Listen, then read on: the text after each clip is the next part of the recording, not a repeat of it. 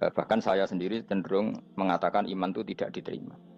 Karena manusia dibekali akal, inginnya Allah itu dengan akal itu dia punya kepermanenan iman, apa? Punya kepermanenan apa? Iman, dan dengan itu dia imannya mujma'aleh, mesti diterima oleh Allah Subhanahu wa taala karena binna dari soheh dengan logika yang benar. Dan logika yang benar itu gampang sekali. Beberapa ulama tentu tahu sekali, bukan sekedar tahu sekali karena itu diajarkan Allah dan Rasul. Misalnya begini, kata Allah, saya kalau baca ayat-ayat ini itu sering nangis karena Allah yang Tuhan itu sebenarnya tidak butuh kita. Seorang lagi, Allah yang Tuhan itu tidak butuh kita, juga tidak butuh iman kita. Tapi Allah ingin hambanya itu berakal ya, karena agama itu liqaumi yaqilun, sehingga berpikirnya benar. Misalnya gini kata Allah.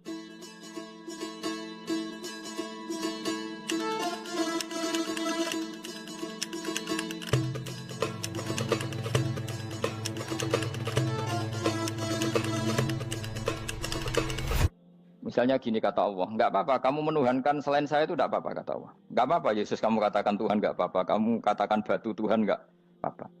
Tapi tolong prosedur ya, prosedur atau persyaratan menjadi Tuhan itu kamu lengkapi, yaitu punya prestasi menciptakan langit dan bumi. Kalau tidak semua urun semen kata Allah, sementing urun gitu.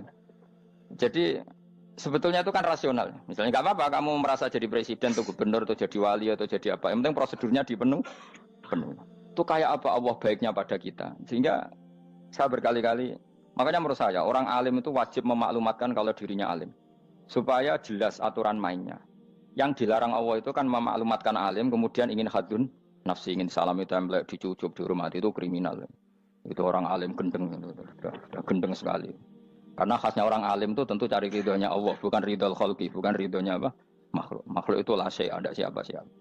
Dan kita harus baku seperti itu. Kenapa kalau orang alim nggak memaklumatkan kealimannya itu dikatakan salah? Karena fungsi orang alim adalah membawa bayinat, membawa ayat-ayat Allah, bukan kepentingan apa? Pribadi. Makanya Rasulullah nanti duka ngendikan idza zuharatil fitanu wal bid'u falyudhiril alim ilmahu wa illa fa'alaihi la'natullah wal malaikati wan nasi ajmain.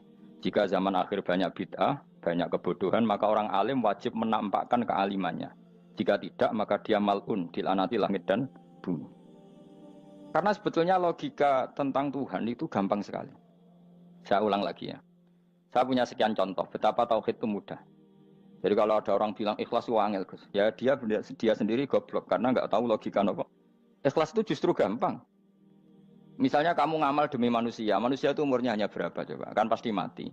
Lalu kalau dia mati tidak berkutik, bagaimana Anda bersandar sama seseorang yang mati dan tidak berkutik? Sama-sama bersandar sama zat sing al-hayyul qayyum, sama zat yang abadi. Kamu latih terus akal kamu.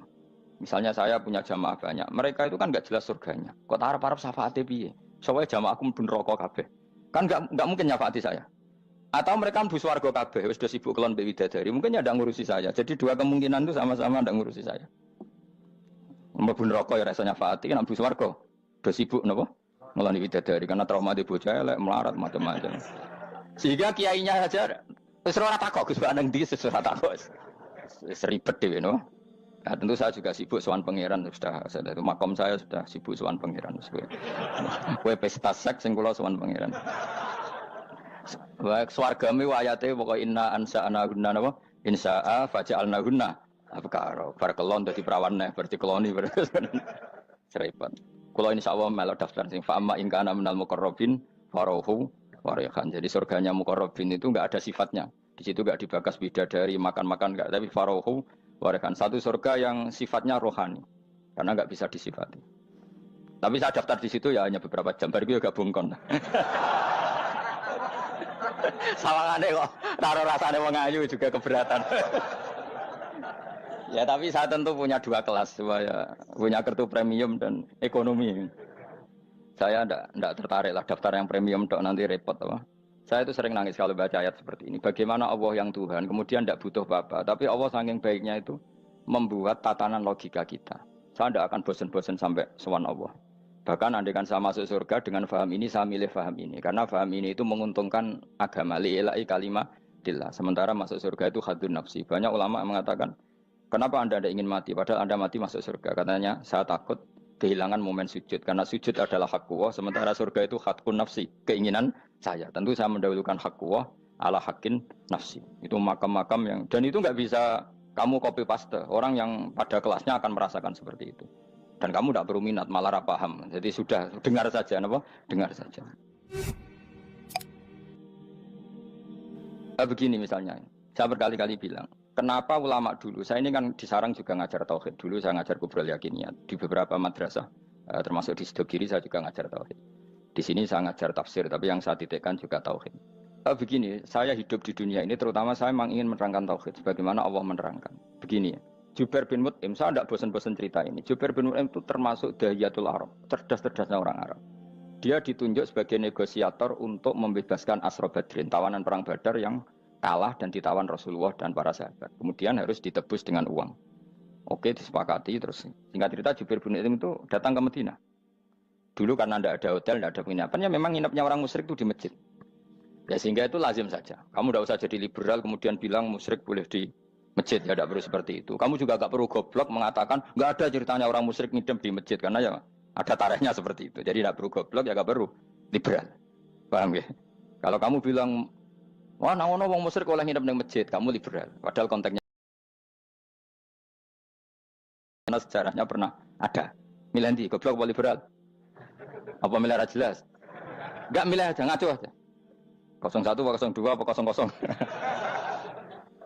Milih mana? Goblok, liberal, enggak milih.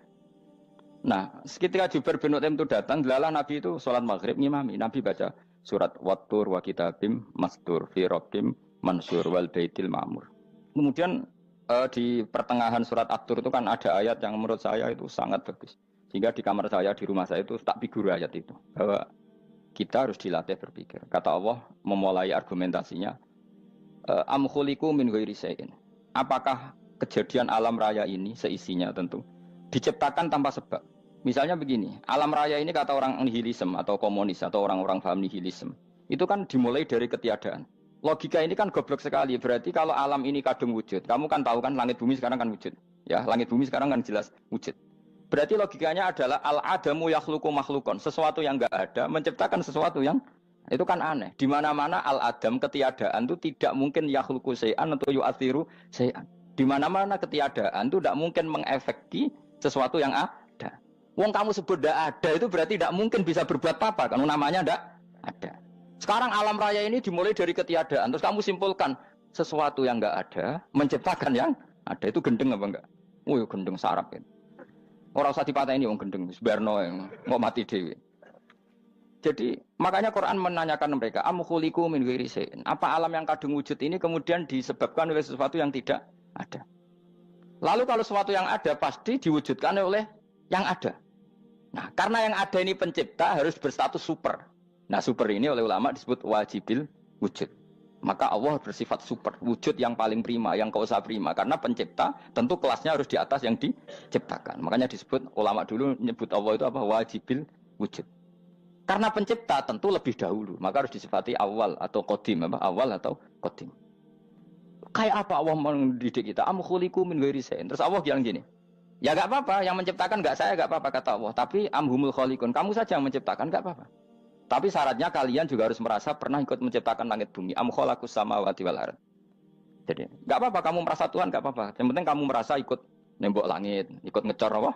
Langit. Jadi pokoknya ikut bikin.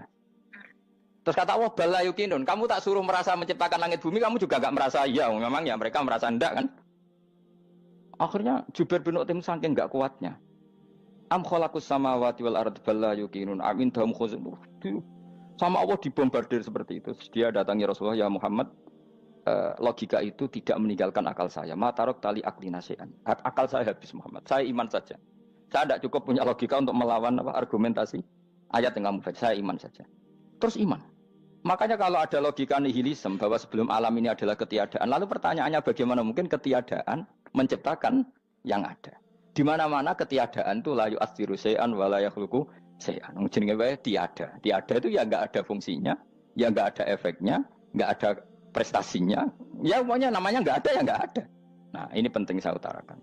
Terus di sini Allah mengulang lagi, enggak apa-apa yang lainnya kamu katakan Tuhan jadi mitra saya enggak apa-apa. Tapi tolong kata Allah, aruni madza khalaqu minal ardi, tunjukkan ke kami prestasi dia ikut bikin bumi. Kita tahu misalnya Yesus, Isa lahir di bumi. Bumi sama Yesus dulu mana?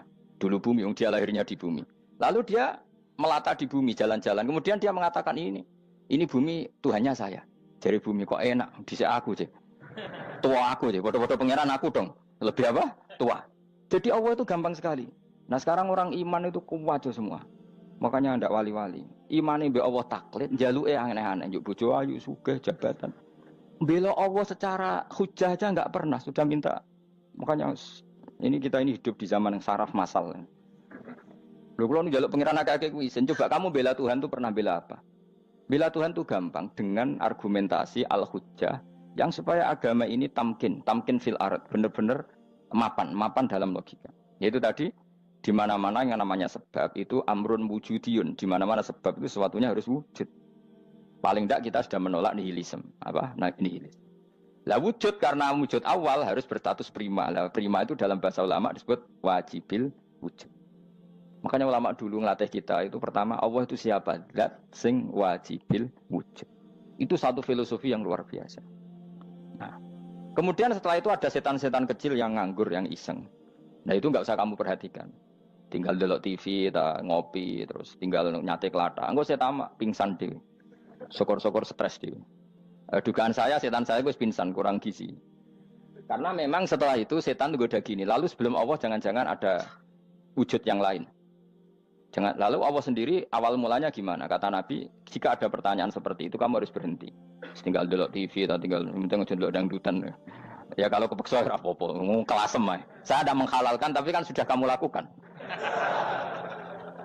Karena itu lebih baik ketimbang pertanyaan filsafat. Banyak orang yang dulu sholat ketika sekolah filsafat tidak sholat. Alasannya sampai menemukan jati diri itu Tuhan.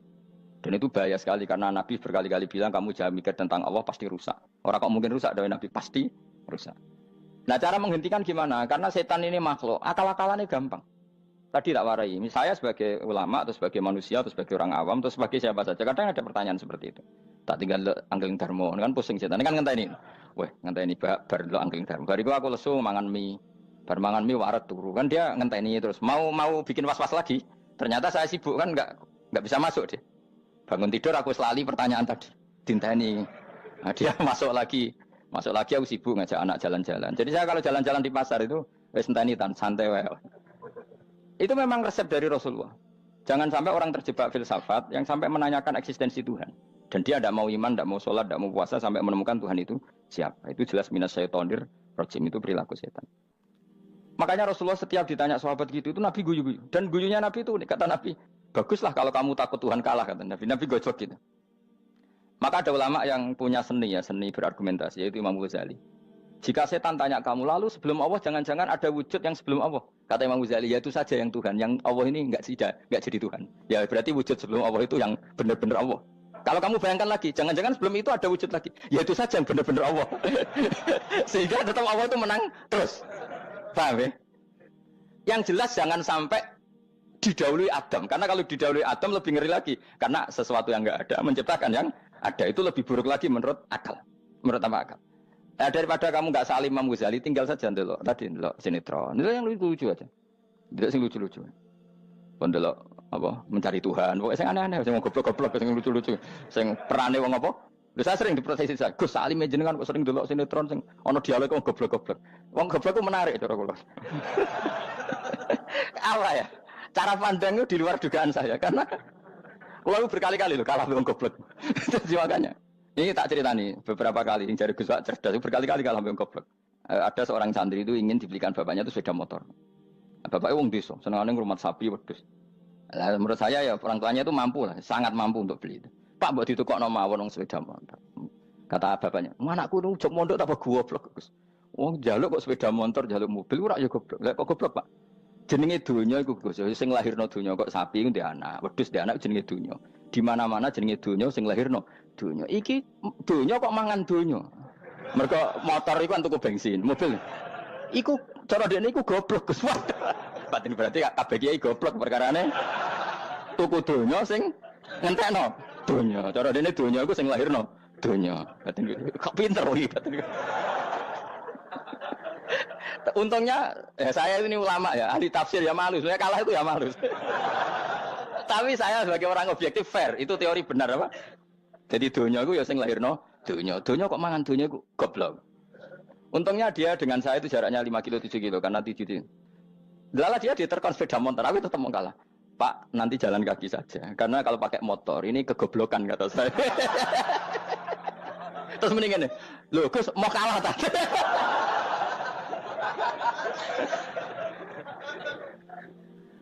Wah kacau. Singkat cerita dia bersikeras, nggak mau beliin sepeda motor anaknya karena di mana-mana dunia itu sing lahir no dunia, nggak boleh dunia kok mangan.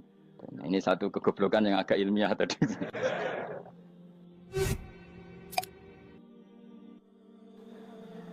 Nah, Imam Asy'ari juga ngalami hal yang sama. Imam Asy'ari itu punya, kita kalau ahli sunnah kan dua partai ya.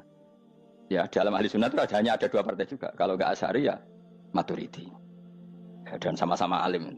Ya kalau terpaut ya paling 5%, 7% ya. Kealimannya Asy'ari dan Maturidi. Imam Asy'ari itu bikin logika yang jelimet seperti saya sekarang ini. Logikanya yang jelimet, tapi permanen. Jadi yang saya ajarkan tadi itu logika yang jelimet tapi apa? Permanen. Karena tadi alam raya ini kadung wujud. Kalau kadung wujud pasti pewujudnya yang menciptakan wujud pasti adalah kewujudan.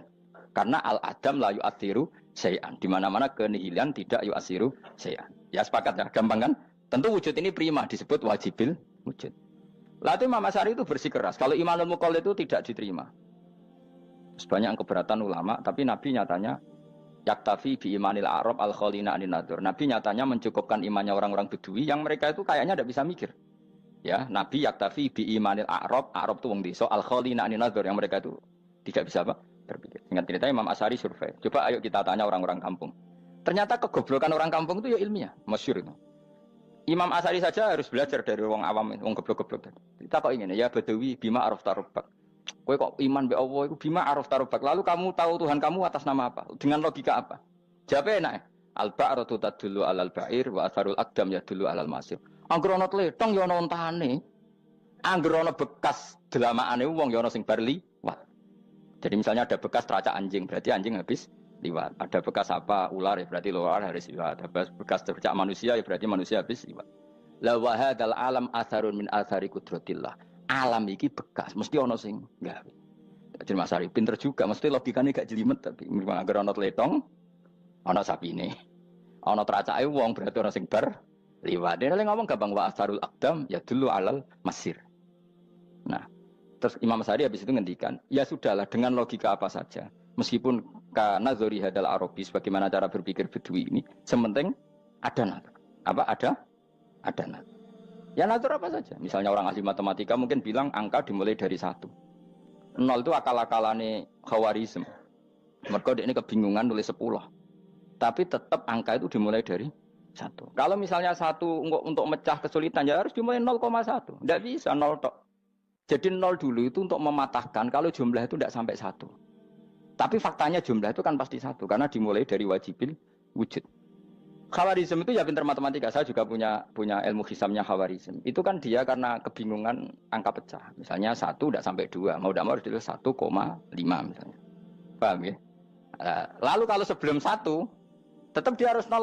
Lalu hakikat 0,5 itu kan bagian dari wujud apa bagian dari Adam? Tetap bagian dari wujud.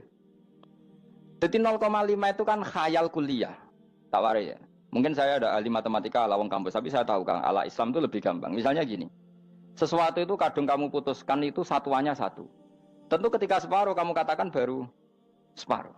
Tapi sebetulnya ketika satuan itu kamu katakan 10, yang separuh itu sudah 5. Itu kan terserah sing bagi, no? Terserah sing bagi. Ya iya dong, misalnya 1 juta, 5, 5-nya artinya apa coba? 500 ribu kan? Sekarang kalau 100 ribu, 5-nya jadi berapa? 50. Kalau 1,5 jadi. Nah itu kan terserah satuannya apa? Tapi tetap dari 0,5 itu tetap menunjuk sesuatu yang wujud. Yaitu 5-nya sebetulnya apa? 5 yang separuh tadi. Paham sih kalau maksud? Tetap nggak bisa sesuatu dimulai dari apa? 0. Nah, makanya kata Abdul Hamid Khan kalau dalam mendidik tauhid, itu gampang saja tadi. Alam raya ini kadung maujud, kalau kadung maujud pasti disebabkan oleh sesuatu yang wujud. Karena wujud pencipta harus berstatus prima. Lah prima ini atau premium ini kita sifati wajibil wujud. Atau kamu katakan apalah kausa prima atau musabibul asbab. Nah kelirunya kita dalam berislam itu, kritiknya para ulama, kita ini nyebut Allah dulu baru menceritakan status Allah. Kalau zaman Nabi itu dibalik. Status wajibil wujud itu kita terangkan dulu, baru yang oleh Islam itu namanya Allah. Paham ya? Kan beda, misalnya gini logikanya gini, kamu ketemu orang ateis, saya ulang lagi, kamu ketemu orang ateis, terus kamu ditanya, lalu alam ini yang menciptakan siapa? Allah Jalla Jalaluh. Mesti kan tanya, man huwa Allah, Allah itu siapa? Kalau dulu Islam mengajarkan enggak gitu. Surat pertama turun apa coba? Iqra. Iqra itu enggak nyebut kata Allah. Iqra bismi rabbika. Rabbika itu siapa? Alladzi khalaq. Sebutlah nama Tuhan. Yang berhak menyandang Tuhan adalah zat yang pencipta. Itu tidak ada kata Allah. Di surat Mudatsir, surat kedua. Ya ayyuhal mudatsir kum fa'anzir wa rabbaka fakabbir. Bukan Allah fakabbir, wa rabbaka fakabbir. Sehingga cara berpikir gini dibalik.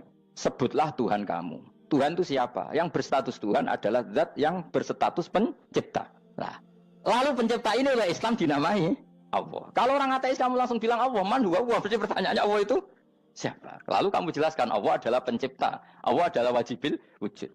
Tentu lebih gampang kamu terangkan. Makanya Al-Qur'an menerangkan amkhuliqu min ghairi syai'in. Manane saya di sini manane ya Allah. Apa?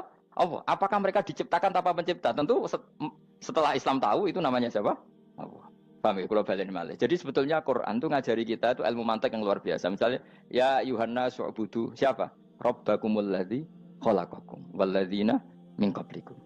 Sembahlah Tuhan. Tuhan itu siapa? Pencipta kamu dan pencipta orang-orang sebelum kamu. Lalu Tuhan ini oleh Islam dinamai. Tapi kalau langsung kamu bilang ke orang ateis atau orang Uni Soviet, Allah itu Tuhan. Allah itu siapa? Sebab itu di beberapa ayat dijelaskan dulu status Allah. Sifatnya Allah, keakhasan Allah, keakhasan Tuhan. Yang dikatakan Tuhan adalah zat pencipta. Kalau tidak pencipta berarti tidak Tuhan. Sekarang Yesus pencipta bumi apa enggak? Enggak, karena dia lahir sudah di bumi. Begitu juga Fir'aun. Fir'aun itu kalah telak sama Nabi Musa gara-gara logika ini. Ketika Nabi Musa ditanya Fir'aun, wa ma rabbul alamin? Lalu Tuhan itu siapa?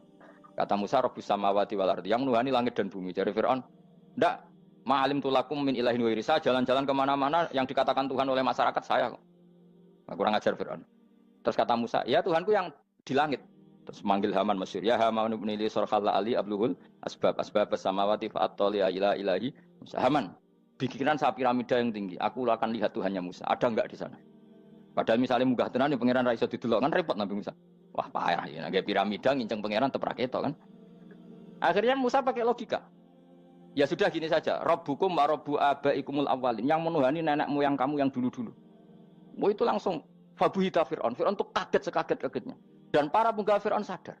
Wah kalau Fir'aun yang Tuhan, babanya tanpa Tuhan. Kan Tuhannya balita kan gitu kira-kira.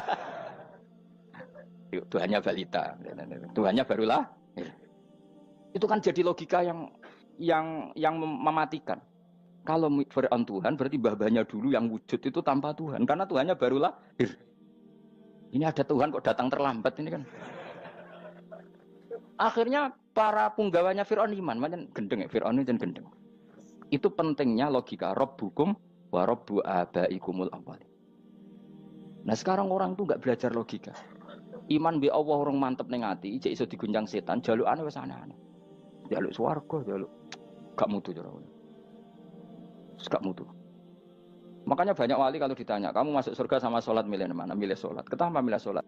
Di surga itu demi khadun nafsi saya, pora-poya saya. Tapi kalau saya sholat itu untuk hakku. Saya sebagai hamba, identitas kesejatian saya adalah menghamba. Soal nanti Allah bikin bonus surga silahkan. Maka sebenarnya masuk surga itu ada urutannya. Sebagai orang alim saya urutannya adalah berkampanye sesering-seringnya, membuat logika supaya orang mudah ke Allah dan Rasul. Makanya di Quran tuh gak ada orang disuruh masuk surga dulu itu ya Tuhan nafsul mutmainnah irji'i ila rabbiki. Kamu kembali ke Tuhan kamu dulu. Bahwa kamu makhluk yang butuh Tuhan. Fadkhuli fi ibadi. Kamu masuklah berstatus hamba dulu. Kesetatusan Anda sebagai hamba ini matangkan dulu. Bahwa saya ini hamba. Dibuktikan dengan suka sujud, suka ngamal, suka sedekah, suka tawadhu. Saya sebagai orang alim sebenarnya gak suka mulang. Karena takut. Nak kue pinter kok nyanyi aku, nak goblok sawangannya metodeku gagal kan dua-duanya ini merugikan saya sebetulnya. Saya ulang lagi ya, nak pinter kayak nyanyi aku, kan ya mungkin juga senajan rodok mokal mungkin, sanggup aja rodok mungkin. Pemenang nak sing ndik kan yo, biasanya hasut ndik. Mau itu sebenarnya rugi semua, tapi Allah yang memerintahkan hak wong alim kudu mulang. Perhitungan itu tak buang semua. Sing ape nyanyi nggih monggo, sing tetep goblok nggih monggo. Semoga Allah ngutus mulang ya napa? Mulang. Meskipun tadi potensinya itu dua-duanya buruk, sing alimnya ini. Kemudian nak mubalek terus didol ilmu kurang royalti tambah parah lagi. Nah, aku nggak pakai logika ikhlas. Pakai logika selesai semua. Disuruh Allah ya sudah. Seorang lagi ya. Makanya saya minta ya. Surat Tur itu dibaca. Makanya baca Quran itu jangan terlalu egois, jaluk swarga. Statusnya dulu itu fadkhuli fi ibadi. Kehambaan Anda posisikan yang mantap. Lagi wadkhuli jannati. Sekarang enggak dibalik orang ini masuk surga dulu. Kayak surga di kapling. Terawih arang-arang gue jaluk Lailatul Qadar. Lailatul Qadar wis kliwat. Wingi wis Dzulhijjah wingi ben. Sebagian ulama berpendapat Lailatul Qadar itu fikul sanatin. Apa fikuli? Karena Lailatul Qadar berdasar nuzul Quran dan nuzul Quran itu bisa saja hari Arafah, bisa hari apa. Ada ulama yang mengatakan Ramadan, tapi bisa tanggal 1. Nah, kamu kan pemalas, ikut yang partai 21, 23. Karena kan wis akhir-akhir kan wis enteng. Sebenarnya Anda milih 21 berdasar ilmu apa berdasar enak anak terbatas waktunya kan? Kan lebih sempit, apa? Lebih apa? Sempit. Ya saya ulang lagi ya. Jadi Allah kalau mengajarkan hujah itu gampang sekali ya. Tadi amkhuliku min ghairi syai'in. Enggak apa-apa saya ada Tuhan kata Allah. Tapi kamu harus punya logika. Alam raya ini diciptakan tanpa pencipta. Mau enggak kamu punya logika seperti itu? Bahwa alam ini yang wujud diciptakan oleh sesuatu yang tidak wujud. Mau enggak kamu punya logika itu? Enggak mau kan? Namanya wujud tentu diciptakan super wujud. Dan super wujud itu wajibil wujud. Dan itu Tuhan kita yang oleh Islam dinamai Allah. Bang, makanya nyebut Allah itu di surat-surat awal Quran tidak ada. Coba, awal surat Quran itu surat apa coba? Iqra kan? Iqra itu ada enggak kata Allah? Enggak ada. Iqra bismi rabbika. Rabbika itu siapa? Allazi khalaq. Surat Mudatsir sama. Ya ayyuhal mudatsir qum fa'anzir wa rabbaka fakabbir. Ya sudah seperti itu. Ya ayyuhan nasu ubudu rabbakum. Rabbakum itu siapa? Allazi khalaqakum. Nah, kita ini keliru metode. Pemene wong tukang wiridan Allah. Tapi ora roh Allah iku sing sapa? Ya dia Allah. Dia nyifati Allah mau sing ngekei swarga, sing ngekei duit, sing ngekei widadari. Jadi Allah disifati sesuai selera yang menguntungkan dia. Bahwa Allah ini yang ngampuni saya, kemudian saya masuk surga, kemudian ngeloni widadari. Makanya kalau dia jadi wali tak demo, tak laporkan MK. Suluh. Karena ini wali pecundang. Bagaimana mungkin calon wali pikirannya khadun nafsi? Kalau lama agak gitu, mendikan Allah itu zat paling penting di dunia. Maka akan saya maklumatkan di dunia bahwa orang kembali ke Allah. Caranya gimana? Akan saya kenalkan Allah lewat logika. Caranya apa? Kita sifati wajibil wujud. Kita sifati Rabbukum wa Rabbu abaikumul awalin. Dengan sifat-sifat yang semuanya mengarah ke dikjayaan Allah Subhanahu wa Ta'ala. Itu jenenge kowe bener-bener ulama. Itu disebut bal wa ayatum bayyinatun fi suduril ladzina utul ilm. Makanya ulama itu orang yang luar biasa. Sampai disebut innama yakhsyallaha min ibadihil ulama. Ahli ibadah itu rapati wedi pangeran. Masuk wiridan istighfar nangis rapati wedi pangeran, gayane tok nangis. Karena sebenarnya dia nangis wedi ra mlebu swarga. Mlebu swarga gak iso ngloni. Dari itu aja orientasinya itu.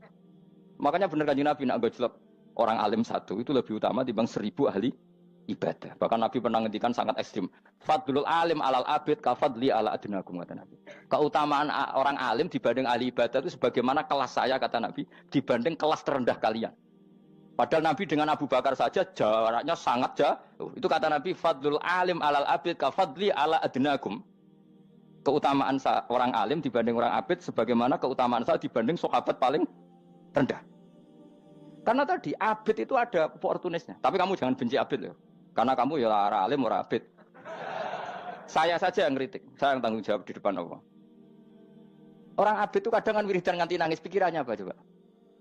Wis rasakno mungkin apa wiridan pikiran aja. Di sepuro dosane. Terus apa kan? Mlebu swarga. Terus apa kan swarga? Aku takut. Saya aku takut ayo sing ape mlebu swarga apa kegiatan? Rencana pertama ya, Pak. Terus gak usah munafik biasa wae. Mau inna ansa'na apa? Insya Allah kalau ada jujur apa jujur. Bandingkan kalau orang alim. Orang alim itu ketika nyebut Allah itu iri ya Allah. Kenapa di dunia ini ada makhluk lain yang menandingi engkau? Saya tidak ridho. Kenapa di dunia ini ada syarik orang yang dimitrakan seperti engkau? Maka orang-orang alim ini ingin memaklumatkan bahwa la syarika lak labbaika wa huma lab baiklah syarika lak innal hamda wa ni'mata laka wal mulka la syarika lak. Sehingga para nabi itu memaklumatkan itu. Engkau saja yang Tuhan ya Allah. Semua nikmat dari engkau, semua kepemilikan ini milik engkau. La syarika lak labbaik. Dimaklumatkan ke dunia. Innal hamda wa ni'mat itu dimaklumatkan. Enggak ada kepikiran mereka masuk surga. Karena mereka ingin memaklumatkan bahwa Allah ini yang Tuhan. Sama tak ceritani Nabi Ibrahim jadi Khalilur Rahman, rumang samu kakan wiridan kaya kowe ndak. Wiridannya Nabi Ibrahim sama-sama mungkin banyak sampean. Karena sampean banyak kepentingan tadi. Wali-wali dulu kalau wiridan itu ndak sebanyak sampean ndak, tak jamin ndak. Pemene maca lelo yang 10.000 ndak biasa wiridannya. Tapi khosyahnya sama Allah luar biasa. Pertama Nabi Ibrahim diangkat jadi khullah. Khullah itu ya Khalilur Rahman itu. Itu dia wiridannya gini. Ya Allah, innahu la yahzununi alla ara ahadan fil ghairi ya'buduka ghairi. Alla ara ahadan fil ardi ya'buduka ghairi. Sama saya hafal tadi. Memang saya hafalkan. Ya Allah, saya ini susah sekali. Kenapa zat sepenting engkau, kemudian yang menyembah engkau hanya saya? Ini tidak fair. Makhluk yang enggak penting saja punya umat. Makhluk-makhluk yang enggak penting aja jadi pusat perhatian. Misalnya artis atau presiden atau gubernur atau tokoh top. Semuanya jadi presiden. Padahal semuanya itu makhluk yang enggak sepenting engkau. Ini zat yang sepenting engkau, kemudian yang tahu kalau engkau penting hanya saya, ini tidak fair. Nangis dan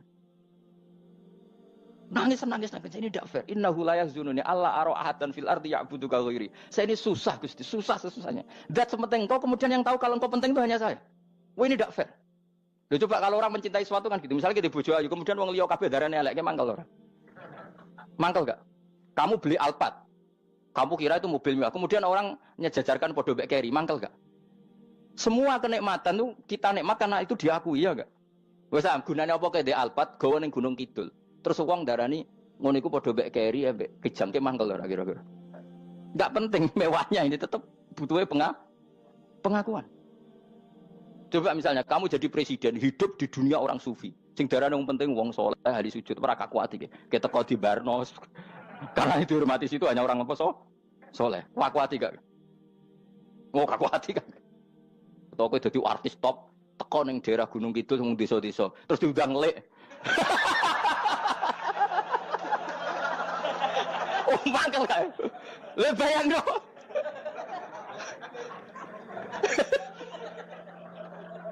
Oh, kamu menteri top, menteri BUMN bareng dolan itu iso diundang lek. Matus walang lek ngono. Oh, mangkel. Karena orang keren itu butuh pengakuan apa? Wes misalnya di bojo ayu terus wong liya kabeh darane eleke mangkel gak? Sebetulnya orang merasa nikmat itu karena pengakuan. Bayangkan andekan orang itu melihat Alphard itu tidak wow. Orang punya Alphard gagah enggak? Oh enggak gagah. Kalau orang lain enggak bilang apa? Oh. Ya mau misalnya digoning desa terus ana wong desa nganggap kamu model tepak terus saya mau badhe numpang wedhus kula angsal Pak. Kagak ati. Habis kan. Makanya branded itu harus dimaklumatkan. Nah itu bayangkan Nabi Ibrahim. Zaman itu ada Raja Namrud yang dipuja-puja, ada orang kaya dipuja-puja. Kemudian engkau yang Tuhan, pemilik langit bumi, enggak ada muja-muja engkau. Ini enggak fair ya Allah. Nangis. Orang kok kowe eling pangeran sak jam, swarga Gusti.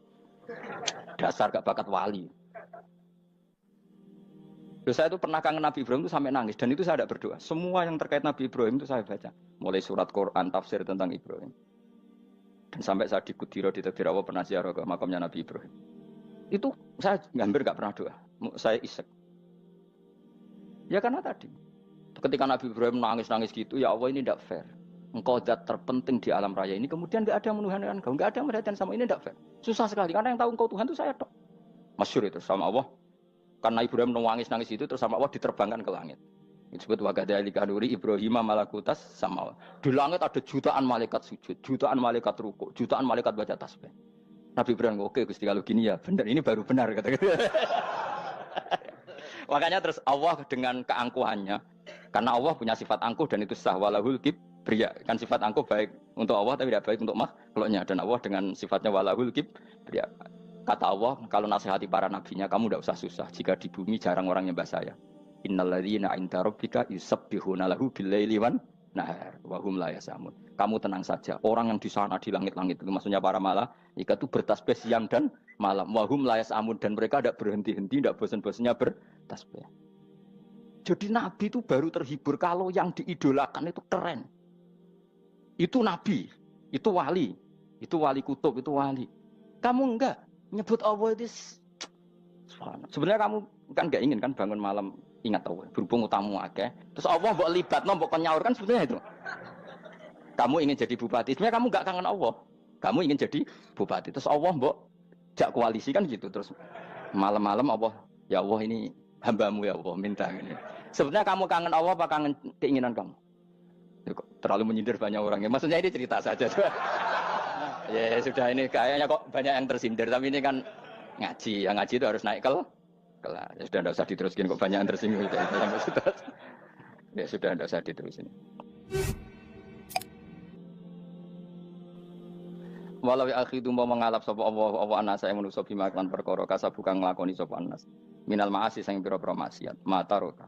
Mongko ora ninggal sapa wa taala dzuri ing atase dhuwure artayil ardi min dabatin saking kewan apa wae. Nasama tegese kewan tadubu kang melata pun nasama alih ing atase arat.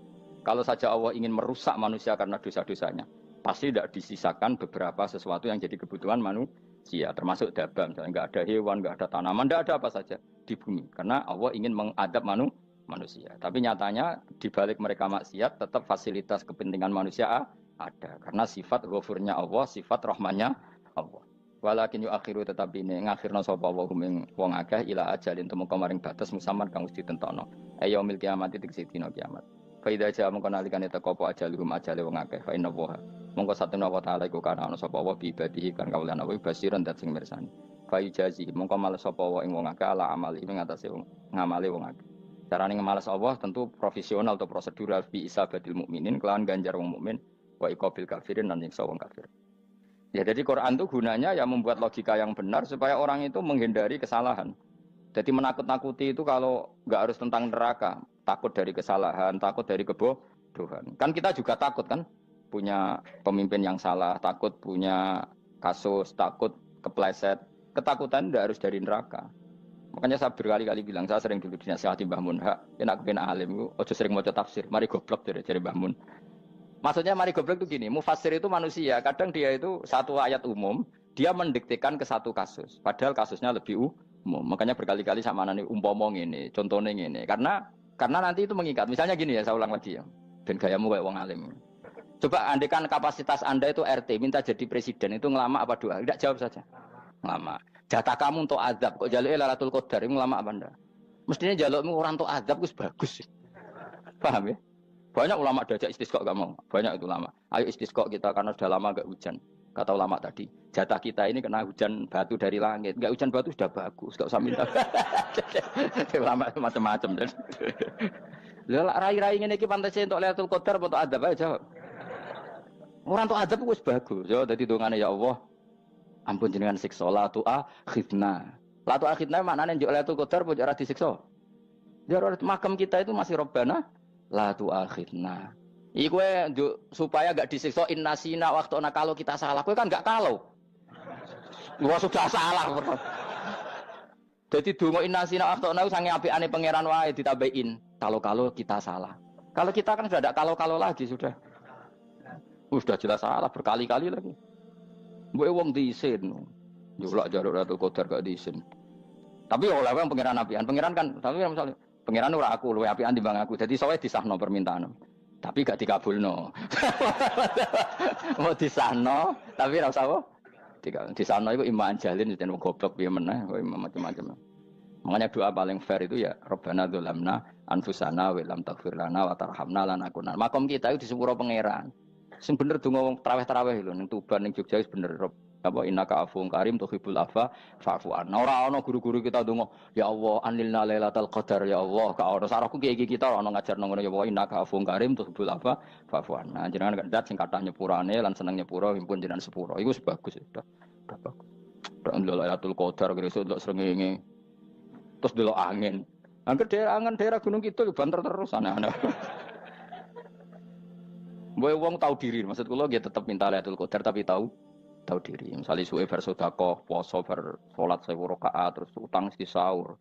Ambek togo-togo sing mbok dolimi jaluki sepuro. Pas kowe tenan mergo wis ngrasa ora dolim, nduk Lailatul Qadar. Tapi kira ngrasa ora dolim wis ujug sombong. Wong sombong ora berhak meraih. Lah terus piye Gus? Ora piye biasa wae, pokok biasa wae. Makom kita ora kena adab itu sudah luar biasa. Ora penuh adab piye. Wis ngene iki luar biasa, napa? Luar. Mun nang ngandel kula. Wis ngene iki keadaan seperti ini terus. Soale dongane wae Rabbana la tu'akhidna in nasina wa akhtana. Itu jadi itu sudah luar biasa. Nah, ini kan teruskan dawuh Mbah Mun ya. Misalnya Allah bilang gini, fattaku, maka takutlah kamu. Biasanya mufasir ditambahi minan nar, maka takutlah kamu masuk. Sebetulnya yang perlu dihindari dari kita, takut itu ya, takut salah, takut bodoh, takut terdolimi, takut mendolimi orang lain, takut hidup tidak ada gunanya. Tapi mufasir tentu milih yang populer, takutlah kamu dari api neraka. Coba misalnya gini, kita nanti masuk surga. Kemudian zaman di dunia kita tidak pernah berkampanye ya atau berkontribusi untuk agama Allah. Cara saya itu izin. Kata Imam Malik, saya masuk surga. Kemudian orang yang mencintai saya masuk surga itu saya malu. Rasulullah juga gitu. Saya sebagai pemimpin umat, saya malu masuk surga. Dan satu dari umat saya masih masuk neraka. Jadi ulama dulu tuh ketakutannya bukan sekedar masuk neraka. Takut malu, takut bodoh, takut keliru, takut. Saya misalnya nanti masuk surga itu malu dengan saya tidak pernah ngajar tafsir Jalalain. Malu saya. Karena kalau tanya Allah, kenapa pun buswargo? Terus diberi swarga. Tapi kalau pernah baca tafsir Jalalain kan anak keren nih. Keren artinya saya pernah mengkampanyakan Quran, pernah mengkhidmai Quran, pernah ngitmai kitab engkau ya Allah. Saya pernah ngitmai umatnya Rasulullah, yaitu sampean kabeh. Pernah mulang, pernah sowan. Yo saat tiap bulan sowan jenengan gak sopan tapi. Mulane kira usah bales sowan rono malah ganggu aneh-aneh. Kadang santri yo pidol, wis diulang cek sowan. Orang tuh kiai kalau sudah di rumah tuh milik keluarga biar fair. Bermulang cek assalamualaikum. Terus kiai ini kagok keluargane ku kapan? Boyo mikir bocah ora karo-karuan. Jadi seneng ya di ilmoni, seneng ya di ilmoni. Saya ulang lagi ya. Nah, kata yang ditafsir itu sering tidak mengikat. Makanya kata Mbah Mun, baca tafsir itu dikurangi. Maksudnya dikurangi itu bukan apa-apa. Maksudnya tadi, kalimat yang ditafsir itu tidak mengikat. Yang mengikat itu yang kalimat di Quran. Nah, kalimat Quran itu umum, kenapa? Misalnya gini, Allah lalu gini, ikdilu, kamu harus berbuat adil. Lalu adil itu misalnya mufasir menafsir, adil itu menyamakan di antara dua orang konflik. Misalnya di MK 01 dan 02 dianggap sama, itu namanya adil. Itu kan dawai mufasir. Atau misalnya gini, Allah bilang gini ke saya, hak kan ada di kiai sing adil. Terus adil ditafsiri orang, adil itu menyamakan sesama murid, haknya sama. Nah, tapi bisa saja adil itu di luar itu semua. Misalnya gini, ternyata adil menurut Allah gini, adil maknanya seimbang, apa? Adil itu maknanya apa? Seimbang. Lalu keseimbangan seorang hamba adalah dia ingat Allah lebih banyak. Karena ini bandul yang benar-benar nyata. Allah itu nikmatnya nyata.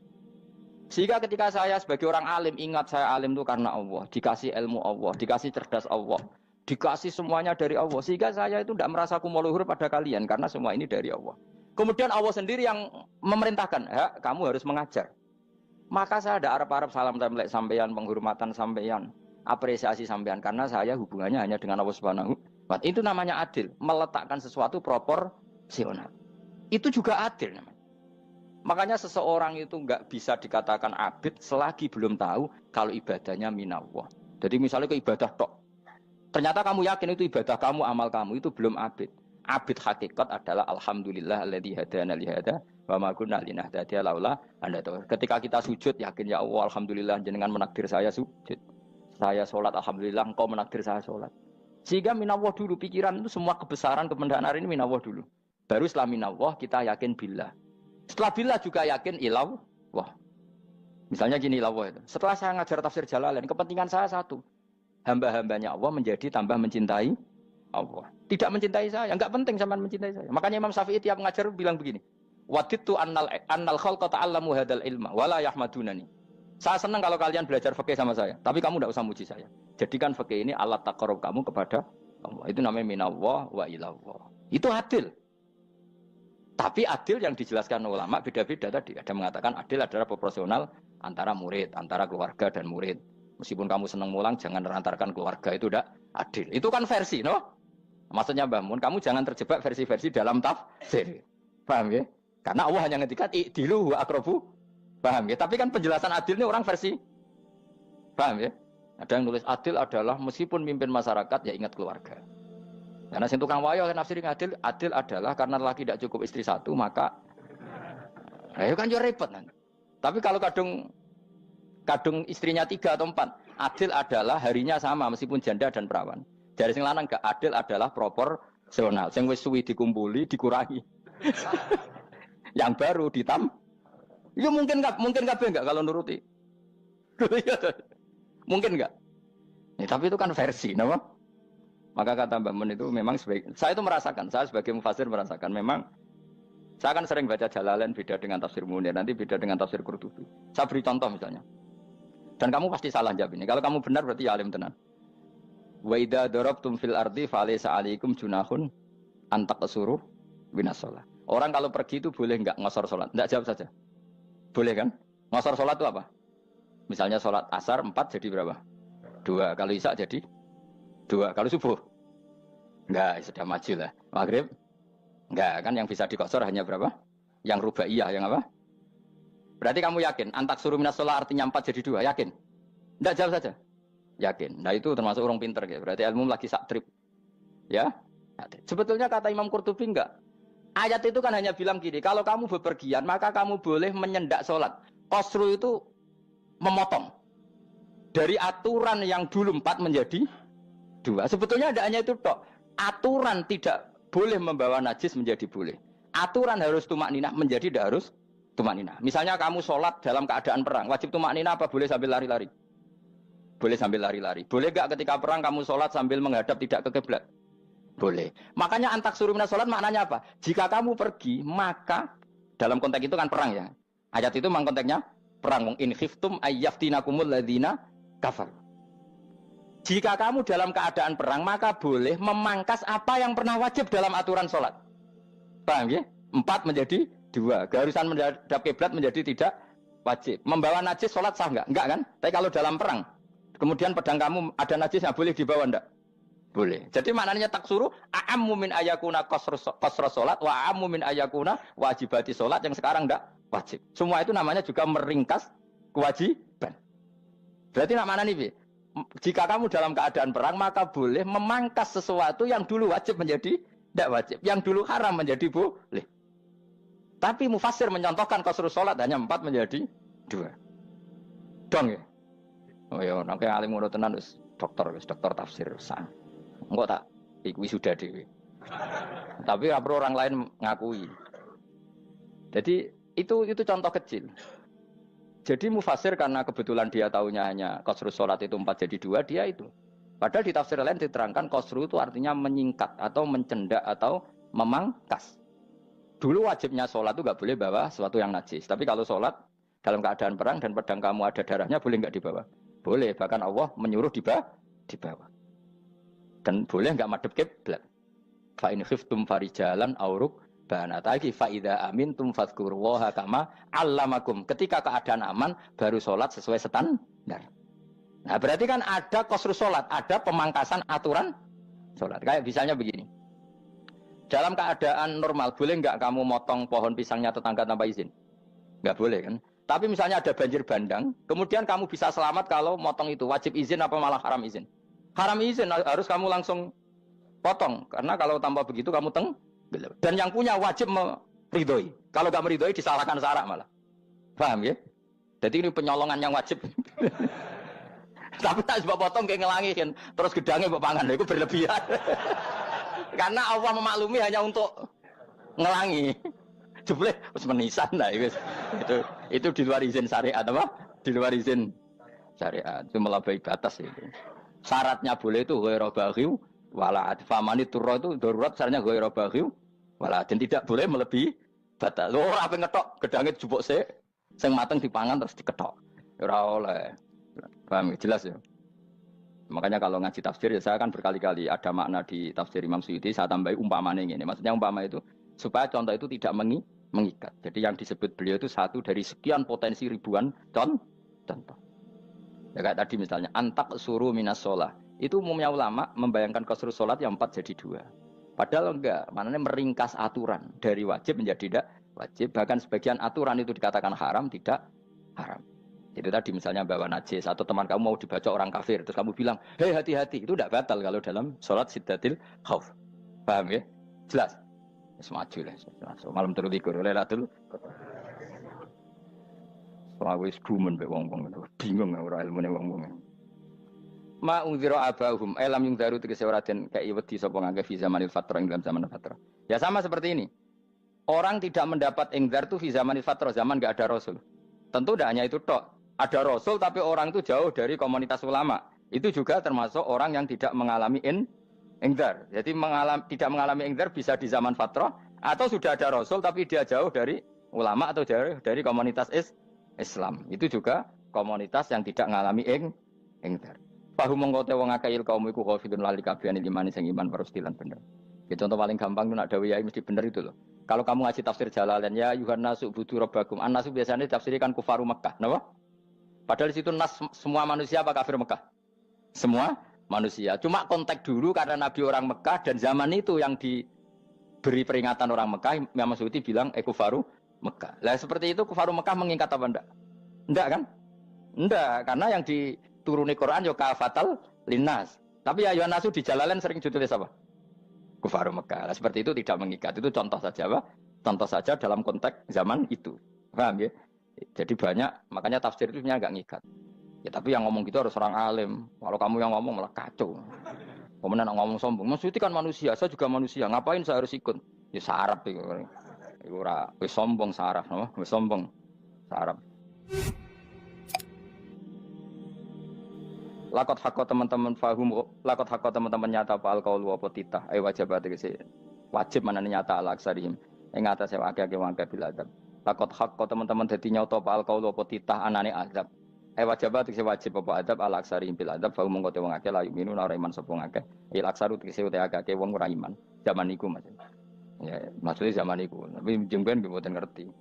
Tapi yang mungkin ba'da Isa itu semua orang iman, tapi ya banyak yang setelah iman itu tidak bermanfaat lagi karena wis napa matahari terbit dari napa barat khina la yanfa'u nafsan imanuha lam takun amanat min qabl inna saat temen ingsun ujalna ga ingsun fi anaqihim ing dalem gulu-gulune wong akeh tak gawe aghlalan ing blengku bi ayu doma gambar bi antu doma gambar sento de kumpulno ilaha maring anak apa alai di tangan di anal gol la karon saat meneh wil iku yajma'u iso ngumpulno wil al yada ing tangan kal unuk maring geger maring napa gulu-guri lho jenenge unuk wong Arab nak darani kene ku unuk nak darani kene ku nakher.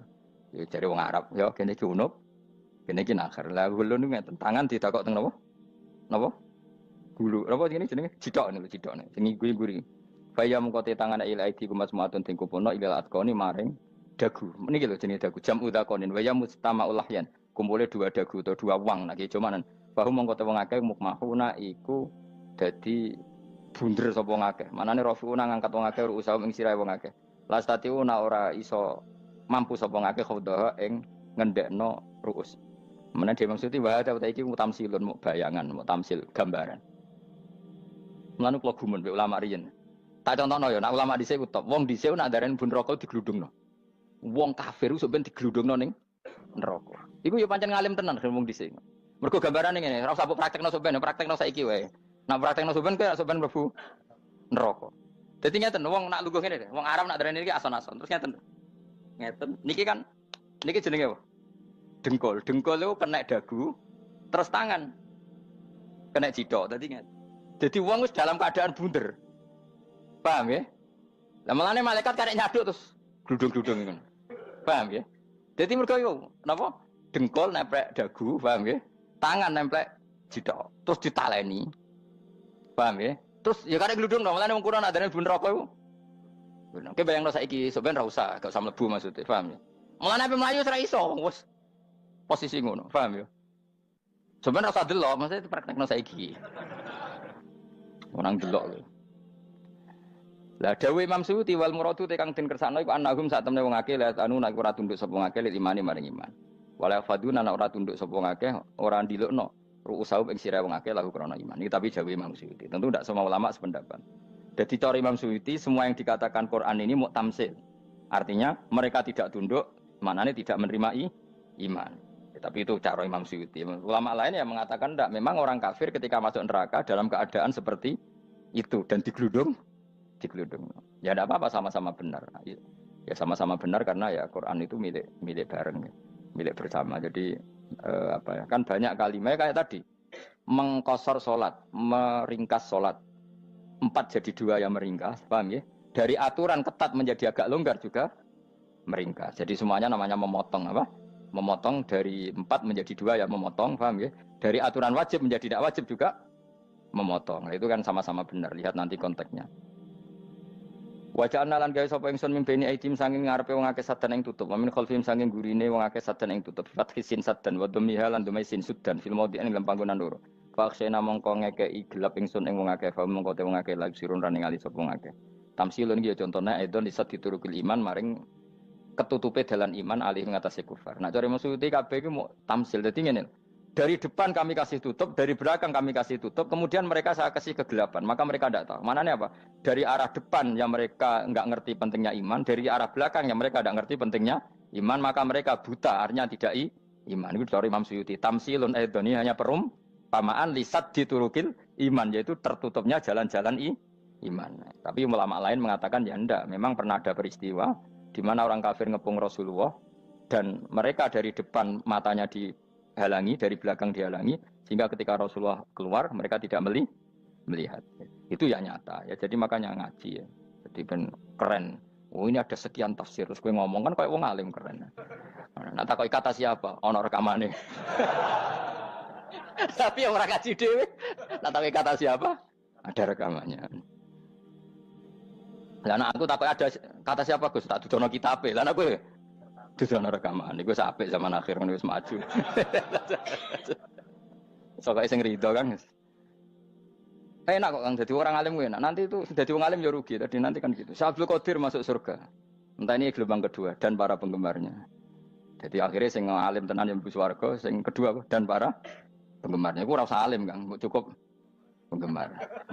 Jadi aku sebenarnya rugi kan. Gus Pak masuk swarga kedua dan para penggemar. Waduh. Terus jebule padha ae.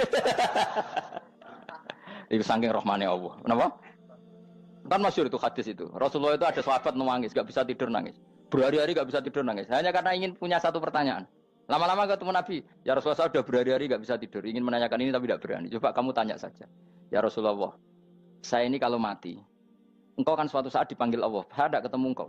Makanya mumpung sekarang saya tak melihat wajah engkau sekuat-kuatnya, sepuas-puasnya. Kata Nabi ya. Terus, kenapa? Ya kalau engkau di surga, saya di neraka kan enggak ketemu lagi. Atau kalaupun engkau di surga kan kelasnya beda, kan enggak ketemu lagi. Jadi kemungkinan dua-duanya itu enggak ketemu. Kata.